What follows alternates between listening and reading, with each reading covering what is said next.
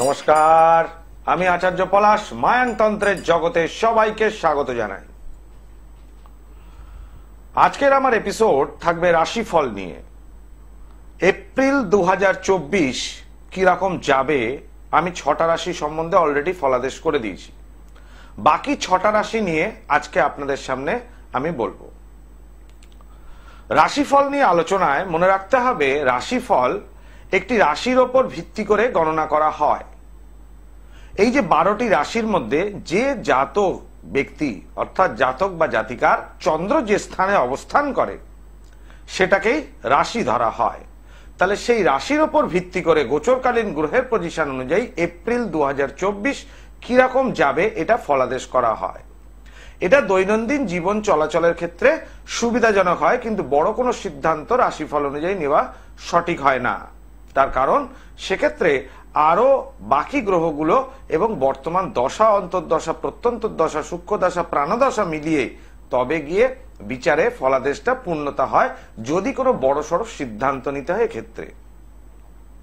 নচেত রাশিফলের ফলাদেশ যথেষ্ট মিলকারক এবং এটা অনুযায়ী কার্যনির্বাহ করা সম্ভব হয়। যে কোনো ব্যক্তি যে কোনো ভাবে চলার পথে রাস্তাটা ধরে নিতে পারবেন। প্রতি অমাবস্যার ন্যায় এই চৈত্র মাসের অমাবস্যায় তারাপীঠ মহাশ্মশানে মায়াংতন্ত্রের মহাযজ্ঞ থাকবে আমার। সবতন্ত্র বারবার, মায়াংতন্ত্র একবার করতে গ্রহের প্রতিকার আচার্য পলাশের মেটাল ট্যাবলেটে জুড়ি মেলা ভার। অবশ্যই এই মেটাল ট্যাবলেটের একটা নিজস্ব গুণাগুণ আছে। এই মেটাল ট্যাবলেট যে কোনো সমস্যার সমাধান হবেই হবে, যে কোনো রকম সমস্যা। 64 রকম গাছগাছড়া দিয়ে ভোজ্যপত্র সহ এই মেটাল ট্যাবলেট তৈরি করা হয়। এটা খেতে হয় না, এটা ধারণ করতে হয়। এমন কিছু শিকড় আছে সেগুলো শরীরে থাকলে শ্বাসকষ্ট চলে যাবে। এমন কিছু শিকড় আছে শরীরে থাকলে ব্যথা বেদনা চলে যাবে। এমন কিছু শিকড় আছে শরীরে থাকলে ভূতের ভয় চলে যাবে, কোনো ভূত ছুতে পারবে না। এমন কোন শিকড় আছে যেগুলো পড়লে মাথার যন্ত্রণা, টিমটিমে ব্যথা, হাত পা কাঁপা, হাত কাঁপা, এগুলো সব চলে যাবে। এমন কিছু শিকড় আছে যেগুলো কনফিডেন্স লেভেল যাদের কমে যাচ্ছে, অর্থাৎ আত্মবিশ্বাস কমে যাচ্ছে, সেগুলো বৃদ্ধি পাবে। এমন কিছু শিকড় বাকড় আছে যে কোনো কাজে বাধা হওয়াতে সেই বাধাটা সম্পূর্ণরূপে কেটে যাবে। এমন কিছু গাছগাছড়ার মূল থাকে যে ফুটপাত থেকে রাজাও হয়ে যাওয়া যায়। তাহলে ঈশ্বর চাইলে ফুটপাত থেকে তাকে রাজা করতে পারেন, আর রাজাকে ফুটপাতে নামিয়ে আনতে পারেন। তাহলে ঈশ্বর চাইলে সবই পারেন। আজকের আমার রাশিফল যে 3টে থাকবে তার আগে একটু কলার বন্ধুকে দেখে নি কে লাকি কলার। জয় মা তারা। জয় মা তারা। জয় মা তারা। বলুন কে বলছেন, কোথা থেকে বলছেন? আমি সুদীপ্ত সিংহ বলছি, জঙ্গিপুর মুর্শিদাবাদ থেকে। সুদীপ্ত সিংহ কোথা থেকে বললেন? জঙ্গিপুর মুর্শিদাবাদ। মুর্শিদাবাদ জঙ্গিপুর থেকে। আপনার নিজের সম্বন্ধে জানবেন? আমার ছেলের সম্বন্ধে। ছেলের নাম কি? এর নাম সৌনক সিংহ। সৌনক? হ্যাঁ, সৌনক সিংহ। সৌনক সিংহ। ওর জন্ম তারিখ বলুন সৌনকের। 2009। প্রথমে তারিখটা বলুন, সুবিধা হয় আমার। হ্যাঁ, 8ই জুলাই। 8ই জুলাই 2009। ঠিক আছে, 2009। টাইমটা বলুন। টাইমটা হচ্ছে আপনার 7:30। সন্ধে না সকাল? Sir sir. জয় মাতা। দর্শক বন্ধু, যারা ফোন করবেন একটু সংযত হয়ে ফোন করুন এবং এইগুলো সব ডিটেলস জেনে ফোন করুন। যাদের ডিটেলস ডেট অফ বার্থ নেই তাদেরকে চেম্বারে এসে যোগাযোগ করতে হবে। আপনারা টিভি স্ক্রিনে আমার দেখতে পাচ্ছেন এই যে তারাপীঠ মহাশ্মশানে যে মহাযজ্ঞ হয়, এই মহাযজ্ঞের হিট এতখানি বেশি থাকে যে এই যে হাই ট্রান্সফার এনার্জিকে সেইভাবে আহ্বান করি। এই যে হাই ট্রান্সফার এনার্জি, অদৃশ্য শক্তি, একে আহ্বান করতে হয়। দেখতে পাচ্ছেন তারাপীঠ মহাশ্মশানে যে হিটটা থাকে আমার হোমের, প্রচন্ড পরিমাণে হিট হয়। যারা গিয়েছেন তারা প্রত্যেকেই জানেন যে হিট প্রচন্ড পরিমাণে থাকে। আর সাকল্যগুলো যেগুলো দেখতে পাচ্ছেন আপনারা, সেই সাকল্য দিয়ে কোন সাকল্য বশীকরণের জন্য, কোন সাকল্য সম্পর্কের উচ্চাটনের জন্য, কোন সাকল্য গৃহ থেকে ভাড়াটে উচ্চাটনের জন্য, কোন সাকল্য বিদ্বেষণ করার জন্য, কোন সাকল্য গ্রহদোষ খণ্ডন করার জন্য।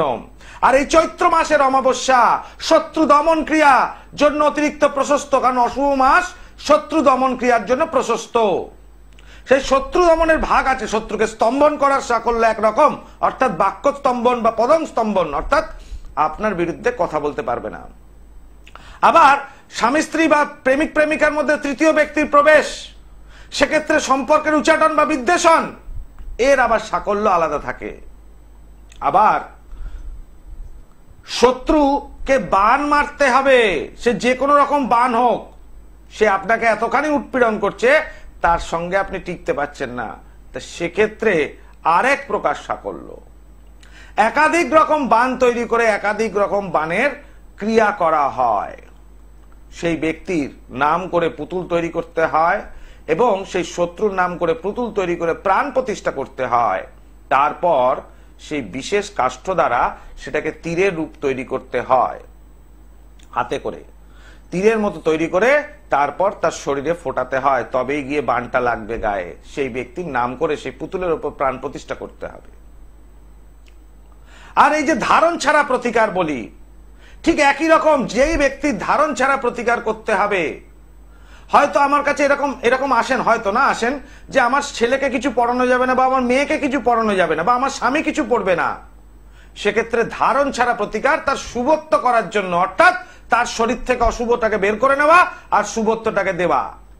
তাহলে এই যে ধারণ ছাড়া প্রতিকার তারাপীঠ মহাশ্মশানে মহাযজ্ঞে হয়, সেই ব্যক্তির ফটো আর নাম আর গোত্র লাগে, তবেই তার শরীর থেকে অশুভত্বকে বের করে নেব টেনে, এই কার্যসিদ্ধি হবে। ধারণ ছাড়া প্রতিকার, এই ধারণ ছাড়া প্রতিকার একটা কিছু দিলাম, বাড়িতে রেখে দিলাম, আর তার জন্য অর্থ নেওয়া, এগুলো ধারণ ছাড়া প্রতিকার নয়। এগুলো অর্থ উপার্জনের জন্য কিছু হাতে ধরিয়ে দেওয়া। ধারণ ছাড়া প্রতিকারের ক্ষেত্রে সেই ব্যক্তির নাম করে যখন ক্রিয়া করা হবে, সে অদৃশ্য শক্তিকে আহ্বান করতে হবে, তবে গিয়ে কাজ হবে।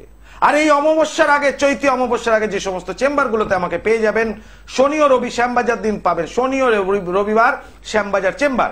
এছাড়া যে সমস্ত চেম্বারগুলোতে মাত্র একদিন করে পাবেন আমি বলে দিচ্ছি: 1 এপ্রিল সোমবার দিন গড়িয়াহাট, 2 এপ্রিল মঙ্গলবার দিন মেচেদা, 3 এপ্রিল বুধবার দিন ব্যারাকপুর, 4 এপ্রিল বৃহস্পতিবার হাওড়া ময়দান, 5 এপ্রিল শুক্রবার শেওড়াপুলি, 6 এপ্রিল শনিবার শ্যামবাজার, 7 এপ্রিল রবিবার বর্ধমান এবং 8 এপ্রিল সোমবার অমাবস্যায় তারাপীঠ।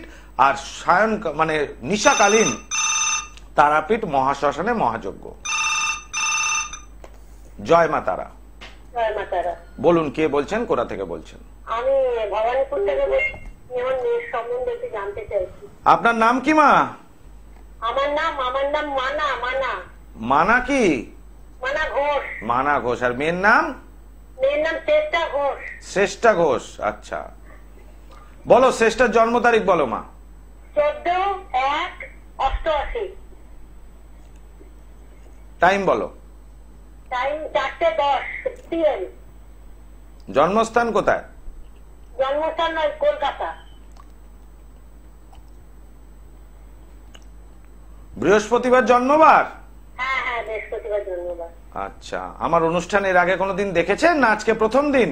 না, দেখেছি, ছেলেকে করা হয়েছে, তার বলেছেন পরে নিয়ে যেতে।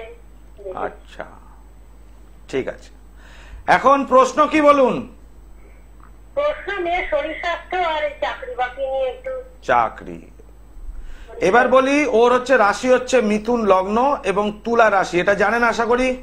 হ্যাঁ, জানি। জানা আছে। এবার শরীর স্বাস্থ্যের প্রশ্ন যখন আপনার প্রথমেই উদয় হলো, তাহলে শরীর স্বাস্থ্যের ক্ষেত্রে বলি, ওর অষ্টম ভাবে বুধ অবস্থান করছে এবং লগ্নপতি বুধ অষ্টম ভাবে অবস্থান করাতে যাকে বলা যায় রোগযুক্ত বলবান, অর্থাৎ শরীরে রোগ ব্যাধি থাকবে, কিন্তু মেয়ে সহজে হতাশ হবে না। কর্ম নিয়ে একটা চিরকাল সমস্যা থাকবে, কারণ গুরুচণ্ডাল দোষ ওর হরস্কোপ অনুযায়ী রয়েছে। এই গুরুচণ্ডাল দোষের কারণে আপনার সাথেও তো খটামটা লাগে না মেয়ের? হ্যাঁ লাগে, কিন্তু আবার ভালোবেসে ফেলে, তাই তো? হ্যাঁ, মোটা লাগে, কিন্তু চুপচাপও হয়ে যায়। হ্যাঁ, আবার ভালোবাসে মাকে, তাই তো? আমাকে খুব ভালোবাসে। এখন মা দেখো, শরীর স্বাস্থ্যের সমস্যা যেটা হচ্ছে, মূলত এখানে লগ্নপতি অষ্টমে অবস্থান করাতে এবং সেই লগ্নপতির দৃষ্টি লগ্নের উপর না থাকাতে প্রথম অশুভত্ব হলো। অষ্টমপতি শনি সপ্তম ভাবে থেকে সরাসরি লগ্নের উপর দৃষ্টি প্রদান করাতে শরীর স্বাস্থ্য নিয়ে একটু সমস্যা আসবে, নার্ভের সমস্যা, আর পায়ের শরীরের নিচের দিকের একটা সমস্যা থাকবে। গুরুচণ্ডাল দোষ চলছে। আর একটা সমস্যা আছে মা, আমি বলে রাখি, ওর কিন্তু লিভারের সমস্যাও থাকার সম্ভাবনা প্রবল, অর্থাৎ হজমের শক্তি কম আছে, আছে না? তাহলে মা এগুলো তো বুঝতে হবে কেন হচ্ছে। তোমার কি মত যে কেন এটা হচ্ছে? আমার মত একটু বেচাল চলছে, এই জন্য হচ্ছে। গ্রহগত কোনো দোষ রয়েছে, তার জন্য হতে পারে। বেচাল চল, গ্রহগত দোষটা বুঝলাম, বেচাল চলছে মানে একটু ক্লিয়ার করতে হবে। ও তো জব করে, তো সময় খায় না, রাত্রি 12টা-1টার সময় খায়, অফিস থেকে ফিরে, এইরকম বেচাল চলছে। তার মানে শরীরের উপর নিজেই নির্যাতন করছে, তাই তো? হ্যাঁ। তাহলে এটা হচ্ছে শরীরের উপর নির্যাতনটা কেন করছে এটা ধরতে হবে। এই কেন নির্যাতন করছে এটা তো ওর হাতে, তাই তো? ও যেহেতু চাকরি করে তার মধ্যেও খাওয়া যায়, কিন্তু ও শরীরটাকে নির্যাতন করছে, আগে কাজটা দেখছে। তাহলে সেক্ষেত্রে কোনটা সমস্যা হলো? গ্রহগত সমস্যা হলো, না তৃতীয় ব্যক্তি দ্বারা কেউ ক্ষতি করেছে মেয়ের, এর জন্য হলো? তোমার এরকম কিছু মনে হয়, না বাড়িতে বাস্তুদোষ থাকার জন্য হলো? তোমার কি মনে হয় মা?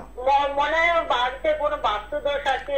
একদম ঠিক, ভুল কিছু নয়। বর্তমান দশা, তোমার মেয়ের যে সমস্যা রয়েছে, এই সমস্যার যে দশা থেকে কিন্তু একটা ফল আসে। কারণ দশাটা মূল কারণ নয়। দশা কখন আসবে? যখন খারাপ দশা চলে তখন মানুষের সমস্যাটাকে বাড়িয়ে দেয়। অর্থাৎ মূলত তোমার মেয়ের কেরিয়ার এবং শরীর স্বাস্থ্য, তার সঙ্গে বিবাহ, তিনটেই কিন্তু বাস্তু রিলেটেড একটা। ঠিক আছে, বিয়ে হয়ে গেছে, স্থায়ী সমস্যা, এটা বাপের বাড়ির এবং শ্বশুর বাড়ির এফেক্টিভ থেকে আসছে। তাহলে এটা স্থায়ী সমস্যাটা যখন হচ্ছে বাস্তু থেকে, তখন এই বাস্তু থেকে স্থায়ী সমস্যা যেটা তৈরি হয়, সেইটা কি হয়, মানুষের জীবনে প্রভাবটা কখন বেশি বিস্তার করে? যখন তার গ্রহগত ডিস্টারবেন্স চলে। দেখো, একটা মানুষের তো সারা জীবন স্মুথলি ভালো চলবে না, এটা তো বাস্তব কথা। কারুর খারাপ থাকে, কারুর ভালো হয়, এটা তো বাস্তব। এটা সমস্ত মানুষের ক্ষেত্রে, আমার ক্ষেত্রেও তাই, তোমার ক্ষেত্রেও তাই, তোমার মেয়ের ক্ষেত্রেও তাই। কিন্তু গ্রহ যখন খারাপ হয়, তখন যদি বাস্তু থেকে বা তৃতীয় ব্যক্তি দ্বারা যদি কোনো ক্ষতি করার কাজ করা হয়, সেইটা বড়সড় আকার ধারণ করে। তাহলে বর্তমান যে সময় তোমার মেয়ের দশা যাচ্ছে, এই দশা অনুযায়ী যদি বিচার করা যায়, সেই দশা অনুযায়ী বুধ এবং চন্দ্র গ্রহের দশা, এবং বুধ আর চন্দ্র গ্রহের দশা থাকাতে প্রথম সমস্যা আসবে, ও নিজের ওপর নিজের আয়ত্তনটা নষ্ট হয়ে যাবে। অর্থাৎ নিজের জন্য যেটা কিছু, হয়তো রোজগারটা সব থেকে বেশি দরকার, যে আরো ইনকাম করতে হবে, কিন্তু মেয়ে, ঠিক তো, কিন্তু মেয়ের খরচাও তো হয়ে যাচ্ছে, প্রচুর খরচা। তাহলে এগুলো প্রথম সমস্যা হচ্ছে বর্তমান দশা, যে বুধ এবং চন্দ্রের দশায় 100 জনের মধ্যে 99 জন খারাপ যায় মা, একজন ছাড়া বাকি 99 জন খারাপ যায়। সুতরাং এই দশা থাকছে আপ টু 2025 অব্দি। এখন 2024, এটা 2025 সাল অব্দি আছে। তার মানে এটা ধরা যায় তোমার মেয়ের শারীরিক সমস্যা এবং কর্ম নিয়ে যেটা একটা বললে, এই রকম একটা সমস্যা 2025 অব্দি থাকবে। শরীর স্বাস্থ্য ঝামেলা এবং পারিপার্শ্বিক ঝামেলা, এটাও চলবে। নাম্বার 2, হ্যাঁ আমি আসছি, ধীরে ধীরে আসছি মা। এইবার বলি, সপ্তম পতির অবস্থান অনুযায়ী যদি দেখা যায়, তাহলে সেক্ষেত্রে আমি দুটো জিনিস জিজ্ঞেস করব। এক, তোমার মেয়ে মানে ওর হাজবেন্ড কি অ্যাডভোকেট, ইঞ্জিনিয়ার নাকি না ডাক্তার?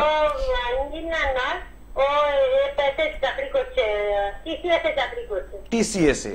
তাহলে এ টাইপ অফ মানে সফটওয়্যার কাজের সাথে যুক্ত, টেকনিক্যাল কাজের সাথে যুক্ত, তাই তো? তাহলে এই টাইপ অফ, পুরোপুরি ইঞ্জিনিয়ার হলো না, কিন্তু টেকনিক্যাল কাজের সাথে যুক্ত। এডুকেশনটা নেই, কিন্তু কর্মেতে ওইটা রয়েছে, ওই ব্যাপারটা।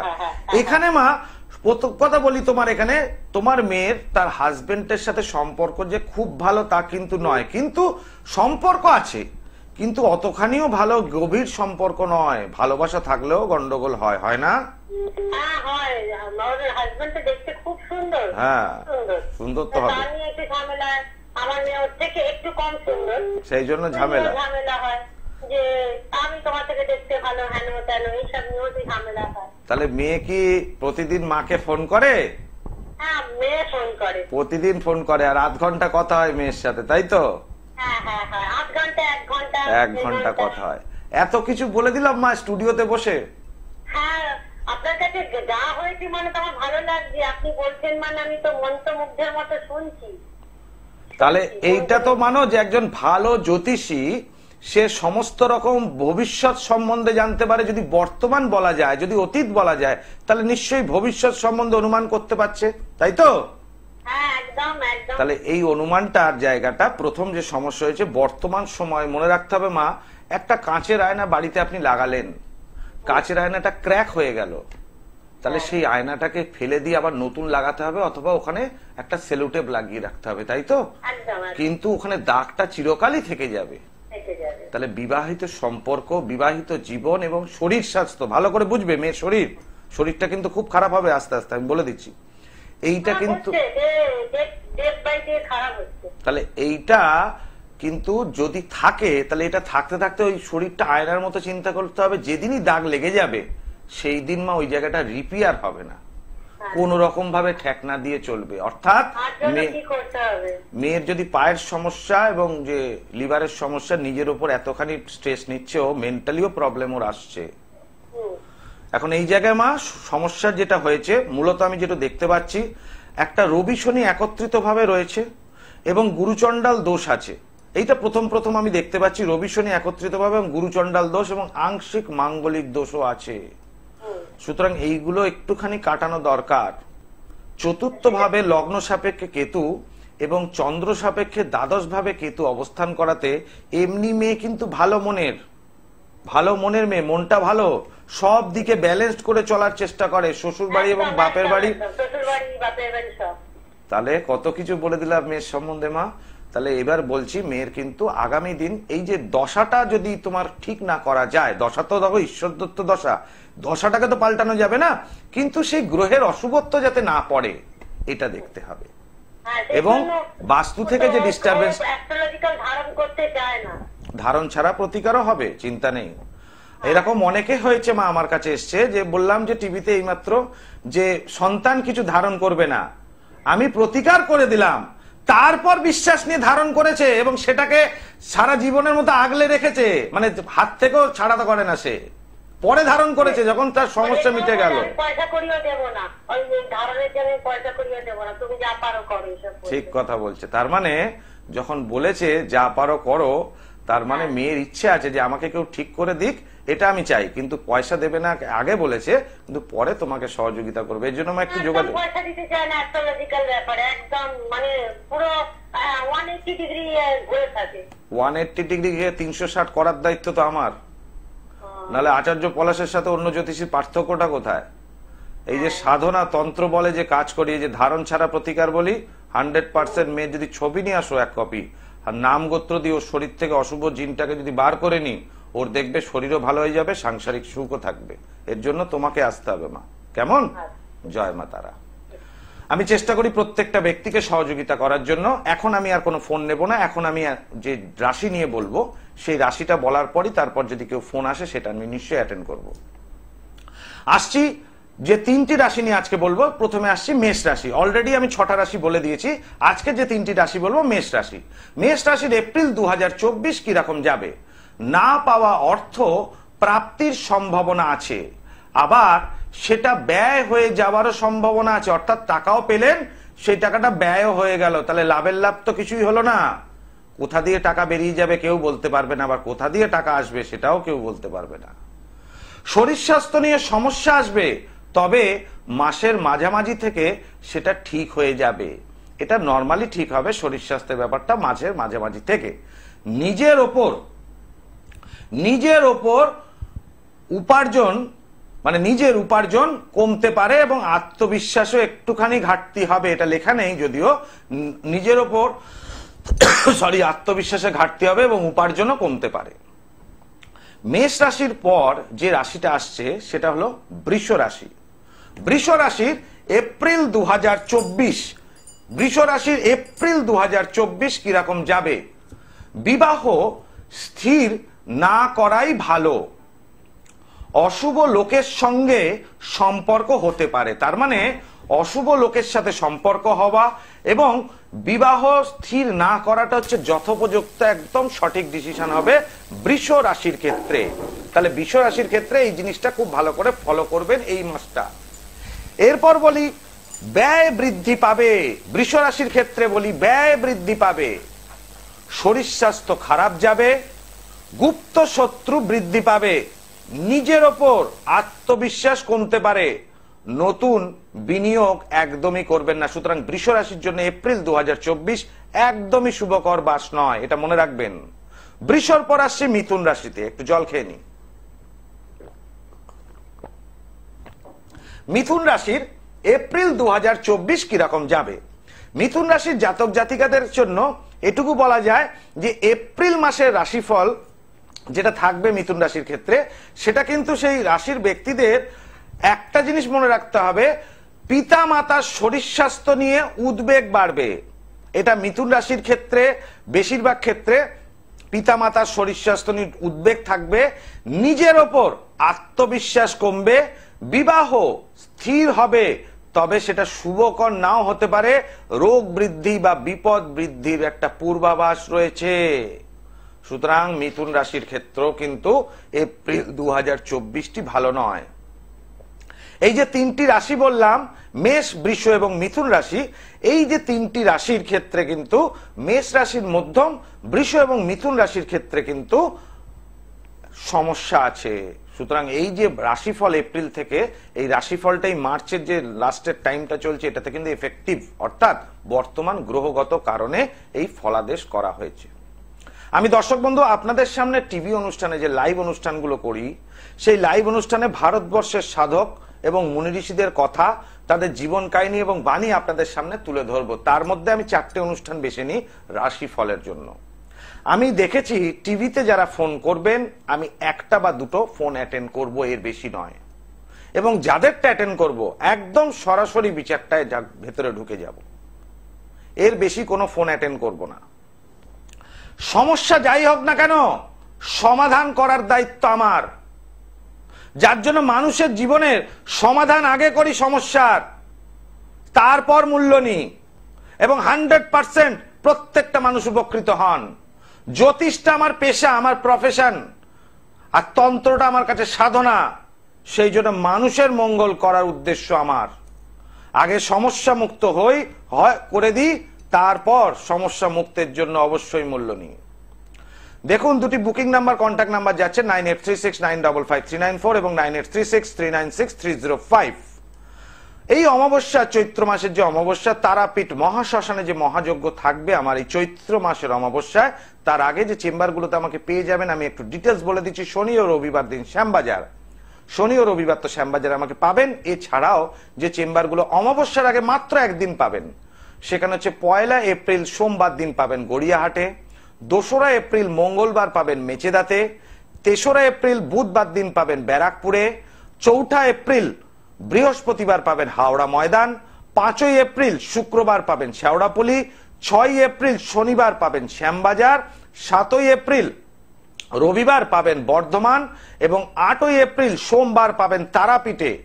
এবং তারাপীঠেই রাত্রিকালীন মহানিশায় তারাপীঠ মহাশ্মশানে মায়াংতন্ত্রের মহাযজ্ঞ, যাতে না বলে কিছু হয় না।